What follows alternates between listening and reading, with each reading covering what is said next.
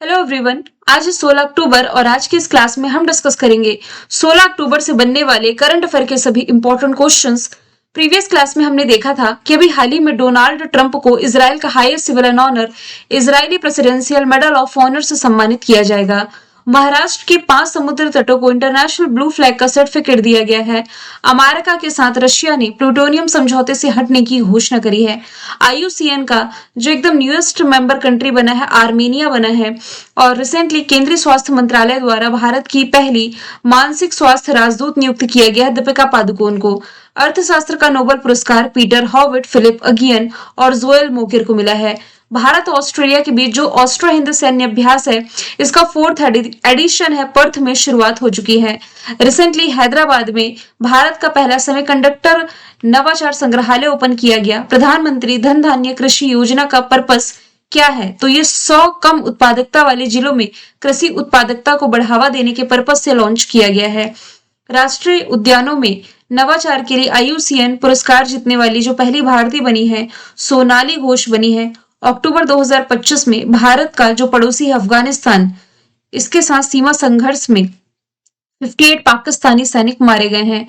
अफगानिस्तान पाकिस्तान के बीच सीमा विवाद किस ब्रिटिश रेखा को लेकर के है? डूरन रेखा को लेकर के, जहां दोनों देशों के बीच में खूनी संघर्ष देखने को मिला है। ये सभी क्वेश्चंस हमने प्रीवियस क्लास में देखे थे। शुरू करते हैं आज का हमारा पहला सवाल है जेंजी के प्रोटेस्ट के बाद हिंद महासागर के किस देश के राष्ट्रपति को विदेश भागना पड़ा और सेना ने सत्ता पर कब्जा कर लिया? तो जैसे अभी नेपाल में सिचुएशन देखने को मिली थी ना, हालांकि नेपाल एशियाई कंट्री है। अभी हाल ही में जो अफ्रीकी कंट्री है मेडागास्कर, जो कि इंडियन ओशन का पार्ट है, यहाँ अभी हाल ही में 14 अक्टूबर 2025 को सेना ने सत्ता पर कब्जा कर लिया। दरअसल यहाँ पर अक्टूबर 2025 में यानी कि इसी महीने जेंजी युवाओं का प्रदर्शन और विद्रोह ये व्यापक रूप धारण कर लिया था, जो कि पूरी तरीके से सैन्य विद्रोह में तब्दील हुआ। राष्ट्रीय असेंबली यानी कि यहाँ संसद में महाभियोग प्रस्ताव आने पर राष्ट्रपति जो थे एंड्री राजोइल, इन्होंने राष्ट्रीय असेंबली को ही भंग कर दिया और इसके बावजूद महाभियोग प्रस्ताव पारित हुआ। कहाँ की हम बात कर रहे हैं? मेडागास्कर की। इंडियन ओशन का पार्ट इसलिए हम कह रहे हैं क्योंकि ये आप इंडियन ओशन की लोकेशन देख सकते हैं। ये दुनिया का तीसरा सबसे बड़ा महासागर है।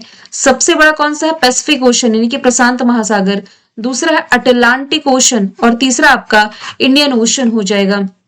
मेडागास्कर की कैपिटल हो जाएगी एंटानानरिवो, करेंसी हो जाएगी मालागासी एरिरी। 3.19 करोड़ लगभग आबादी है। यहाँ के प्रेसिडेंट एंड्री राजोल्नी है। मतलब कि इन्हीं का मैं डिस्कशन कर रही हूँ कि राष्ट्रपति जिनका नाम मैंने आपको बताया एंड्री राजोल्नी, इन्हें इस देश से यानी कि मेडागास्कर से भागना पड़ा है और जिसके कारण यहाँ सेना ने सत्ता पर कब्जा कर लिया है।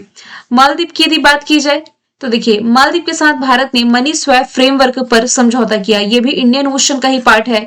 मॉरिशस भारत की जन औषधि पहल में शामिल होने वाला ये पहला देश बना। रही बात सेशल्स की, तो सेशल्स भी यहाँ इंडियन ओशन का पार्ट होगा, अफ्रीका महाद्वीप के अंतर्गत आता है और इसका डिस्कशन हम आगे करने जा रहे हैं। सेशल्स के नए राष्ट्रपति का नाम बताइए जो अक्टूबर 2025 में चुने गए हैं। तो अभी हाल ही में जो पैट्रिक हरमिनी हैं ये चुने गए हैं सेशल्स के नए राष्ट्रपति, जो कि यूनाइटेड सेशल्स पार्टी को रिप्रेजेंट करते हैं। 11 अक्टूबर में इन्होंने अपने विपक्षी वेवल राम कलावन को हरा करके राष्ट्रपति पद का चुनाव जीता। इन्हें 52.7% वोट मिले, जबकि विपक्षी वेवल राम कलावन को 47.3% वोट मिले।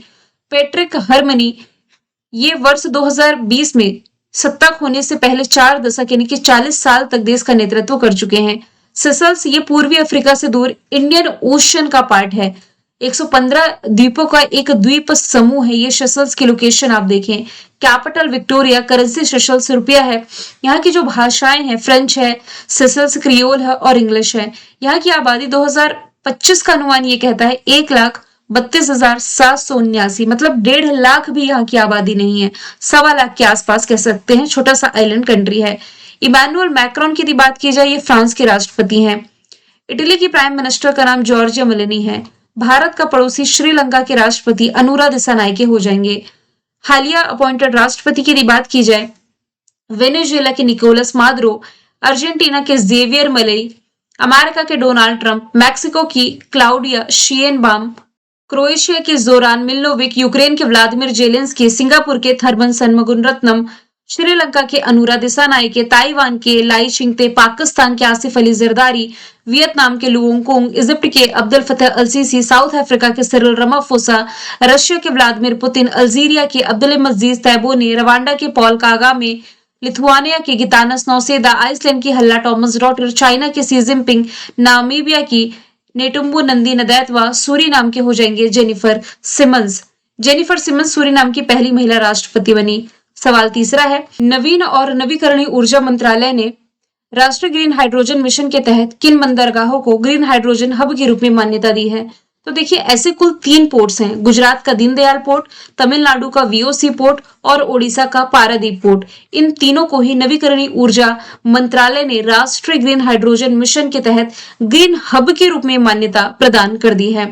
इसका लक्ष्य क्या है? देखिए, ग्रीन हाइड्रोजन का उत्पादन करना और इसके निर्यात का यानी कि वैश्विक केंद्र बनने का लक्ष्य इसमें रखा गया है और इसके लिए ग्रीन हाइड्रोजन हब बनाया जा रहा है। इन हब का जो इस्तेमाल है, ये साफ हाइड्रोजन का उत्पादन, इसका स्टोरेज यानी कि भंडारण, इसका परिवहन और विभिन्न क्षेत्रों में इसका उपयोग किया जाएगा, जैसे कि शिपिंग हो गया, लॉजिस्टिक्स हो गया, उर्वरक और रिफाइनिंग में। क्योंकि आप सभी जानते हैं कि भारत का जो लक्ष्य 2070 तक जीरो कार्बन उत्सर्जन का है।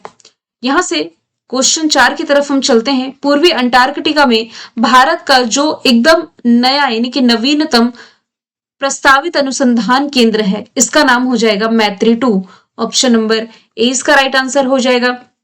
देखिए, वित्त मंत्रालय ने पूर्वी अंटार्कटिका में भारत का जो नया रिसर्च स्टेशन है, अनुसंधान केंद्र, इसकी स्थापना को सैद्धांतिक मंजूरी दी है। इसका नाम हो जाएगा मैत्री 2। और ये जो मैत्री 2 है, ये अब से 4 साल बाद यानी कि जनवरी 2029 तक चालू हो जाएगा। और ये किसे रिप्लेस करेगा? मौजूदा वहां पर जो भारत का स्टेशन है मैत्री, इसे रिप्लेस करेगा। इसमें करीब 90 वैज्ञानिक रह सकेंगे। ये जो केंद्र है, ये सौर यानी कि सोलर और विंड एनर्जी जैसी जो रिन्यूएबल एनर्जी है, इस पर काम करेगा। और ये एक हरित और आधुनिक स्टेशन होगा जो अंटार्कटिका के जो सख्त पर्यावरण है, इसके अनुसार बनाया जाएगा। इसका पर्पस क्या है? तो ये जो नया स्टेशन है मैत्री 2, इसे क्लाइमेट चेंज यानी कि जलवायु परिवर्तन, हिमनद विज्ञान और जैव विविधता जैसे क्षेत्रों में उन्नत वैज्ञानिक अनुसंधान के लिए डिजाइन किया गया। जो पिछला स्टेशन है मैत्री, इसे ही रिप्लेस कर रहा है। मैत्री स्टेशन 1998 में स्थापित किया गया था। अब ये पुराना हो चुका है, इसलिए इसे रिप्लेसमेंट की आवश्यकता है। अंटार्कटिका में भारत के 2 एक्टिव अनुसंधान केंद्र हैं। एक्टिव की मैं बात कर रही हूँ, एक मैत्री है, दूसरा भारती है। तो भारत का जो पहला केंद्र था यहाँ पर, ये था दक्षिण गंगोत्री, लेकिन ये अब एक्टिव नहीं है। मैत्री की मैं बात कर रही हूँ तो 1989 में ये स्थापित किया गया था, मतलब ये एक्टिव है तब से। और ये भारत का दूसरा स्थायी केंद्र है यहाँ पर।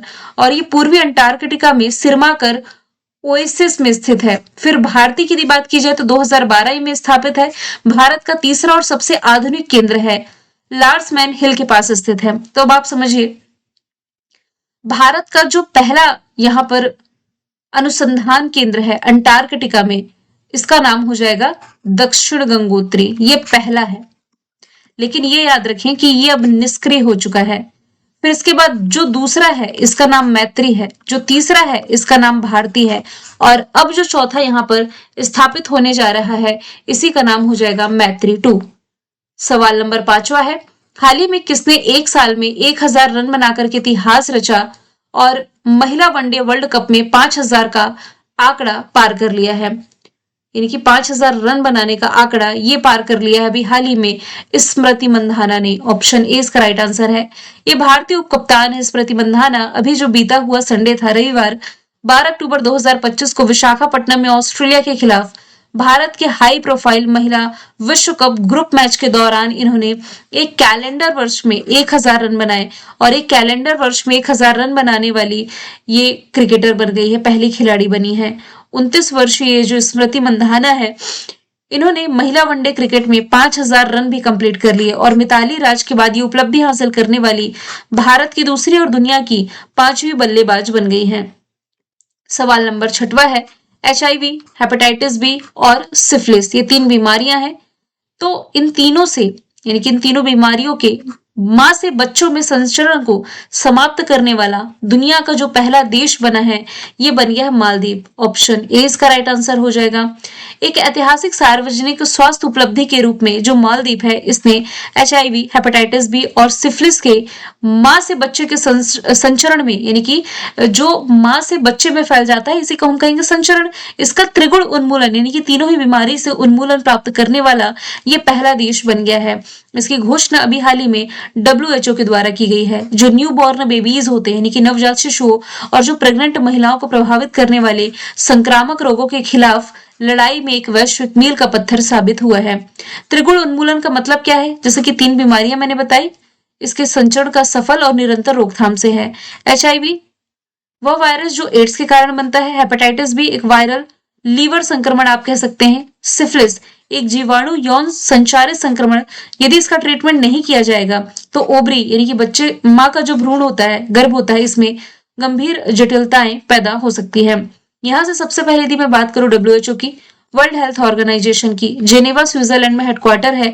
7 अप्रैल 1948 इसका फॉर्मेशन ईयर है।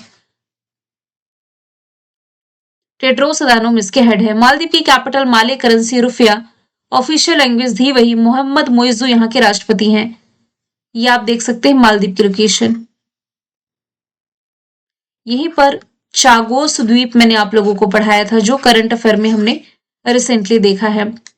इसी देश के साथ भारत ने मनी स्वैप फ्रेमवर्क को लेकर के समझौता किया है।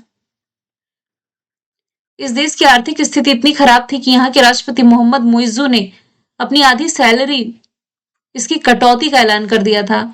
इसके अलावा एक एक्सरसाइज आप रिलेट कर सकते हैं, ई कुवरिन एक था। ये 2 एक्सरसाइज है जो कि भारत और मालदीव के बीच होने वाली एक्सरसाइज का नाम है। जापान की यदि बात की जाए तो दुनिया का पहला लकड़ी का सैटेलाइट इसने लॉन्च किया, जिसका नाम लिग्नोसैट प्रोब है। क्योंकि दुनिया का पहला देश पूछा जा रहा है ना, फ्रांस अबॉर्शन को लीगल करने वाला पहला देश, और दुनिया का पहला बायोनिक आंख जो है, बायोनिक जेनरिक आंख है, ये ऑस्ट्रेलिया के शोधकर्ताओं के द्वारा विकसित की गई। सवाल 7वां है, कौन से पूर्व राजनीतिक नेता माइक्रोसॉफ्ट और AI स्टार्टअप एंथ्रोपिक में वरिष्ठ सलाहकार के रूप में शामिल हुए हैं? तो आंसर इसका हो जाएगा Rishi Sunak. Option number C इसका राइट आंसर है। ये ब्रिटेन के पूर्व प्रधानमंत्री भी रह चुके हैं।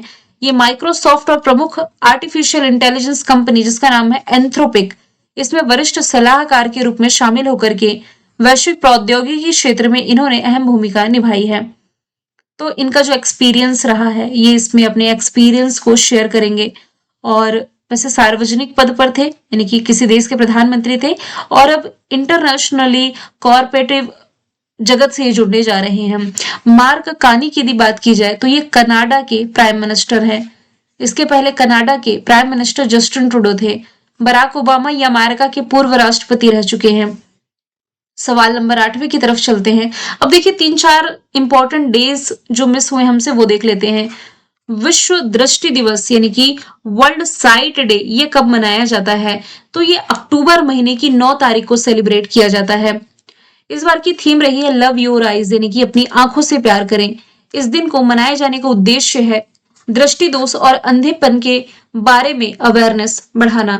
फिर आपदा जोखिम न्यूनीकरण का ये जो अंतरराष्ट्रीय दिवस है, अक्टूबर महीने की 13 तारीख को ये सेलिब्रेट किया जाता है। इस बार की थीम है आपदाओं के लिए नहीं बल्कि लचीलेपन के लिए धन जुटाएं। अब यहाँ पर जो लचीलापन लिखा हुआ है, लचीलापन का मतलब है रेसिलेंस, यानी कि दृढ़ता, यानी कि आप इसे एक्सप्लेन करेंगे तो कठिनाइयों या जो अपोजिट सिचुएशंस होती हैं, विपरीत परिस्थितियां होती हैं, इससे जल्द उबरने की क्षमता। इंग्लिश में थीम रही है फंड रेसिलेंस नॉट डिजास्टर्स। 1989 में यूनाइटेड नेशंस जनरल असेंबली द्वारा इस दिन को मनाए जाने की शुरुआत की गई थी। फिर राष्ट्रीय स्तन कैंसर जागरूकता दिवस, ये कब मनाया जाता है? तो ये रिसेंटली सेलिब्रेट किया गया है अक्टूबर महीने की 13 तारीख को। इस दिन को मनाए जाने का उद्देश्य है ब्रेस्ट कैंसर के बारे में जागरूकता बढ़ाना और समय रहते इसका पता लगाने के लिए इसके उपचार को बढ़ावा देना है। अब आप ध्यान दीजिए, जो विश्व स्तर का कैंसर अनुसंधान दिवस है, ये 18 अगस्त को मनाया जाता है। राष्ट्रीय कैंसर जागरूकता दिवस ये 13 अक्टूबर को मनाया जाता है और विश्व स्तन कैंसर जागरूकता माह जो ये अक्टूबर में फिर चल ही रहा है, जिसे आप पिंक अक्टूबर भी कहते हैं। जबकि एक कैंसर दिवस मैं आपको बताती हूँ ना, जो वो 4 फरवरी को मनाया जाता है, तो इसमें आप कंफ्यूज नहीं होंगे। फिर आज के दिन विश्व खाद्य दिवस मनाया जा रहा है, यानी कि 16 अक्टूबर को वर्ल्ड फूड डे मनाया जाता है। यह अवसर विश्व स्तर पर खाद्य सुरक्षा, पोषण और टिकाऊ कृषि पद्धतियों के बारे में जागरूकता बढ़ाने के लिए मनाया जाता है। इस बार की थीम है स्वस्थ ग्रह के लिए टिकाऊ खाद्य प्रणालियां, यानी कि sustainable food systems for a healthy planet. ये दिन 16 अक्टूबर को ही इसलिए मनाया जाता है, आप कह सकते हैं, क्योंकि इसी दिन 16 अक्टूबर 1945 को फूड एंड एग्रीकल्चर ऑर्गेनाइजेशन की स्थापना की गई थी, जिसका हेडक्वार्टर आप पढ़ते हैं इटली के रोम में। यह क्वेश्चन एग्जाम में स्टैटिक जीके के फॉर्मेट में पूछा जाता है। अक्टूबर महीने में और इंपॉर्टेंट डे जो हमने देखे हैं, 1 अक्टूबर विश्व अंतरराष्ट्रीय वरिष्ठ नागरिक दिवस, 2 अक्टूबर गांधी जयंती, लाल बहादुर शास्त्री जी की जयंती, विश्व पशु संरक्षण दिवस 4 अक्टूबर है। अक्टूबर का पहला सोमवार विश्व पर्यावरण दिवस मनाया गया 6 अक्टूबर को। भारतीय वायुसेना का दिवस 8 अक्टूबर है। वर्ल्ड मेंटल हेल्थ डे है 10 अक्टूबर। विश्व डाक दिवस 9 अक्टूबर। अंतरराष्ट्रीय बालिका दिवस 11 अक्टूबर हो जाएगा।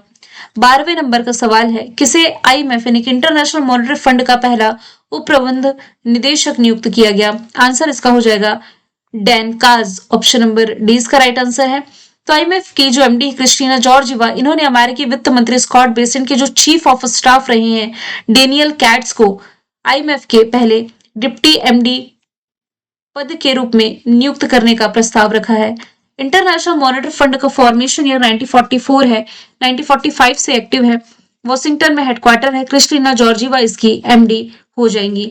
अजय बंगा वर्ल्ड बैंक के अध्यक्ष हैं। क्रिस्टीना जॉर्जिवा IMF की डिप्टी MD है। गीता गोपीनाथ, माफ कीजिएगा, क्रिस्टीना जॉर्जिवा MD है। डिप्टी MD गीता गोपीनाथ थी, जो पद से इस्तीफा दे चुकी, भारतीय मूल की थी।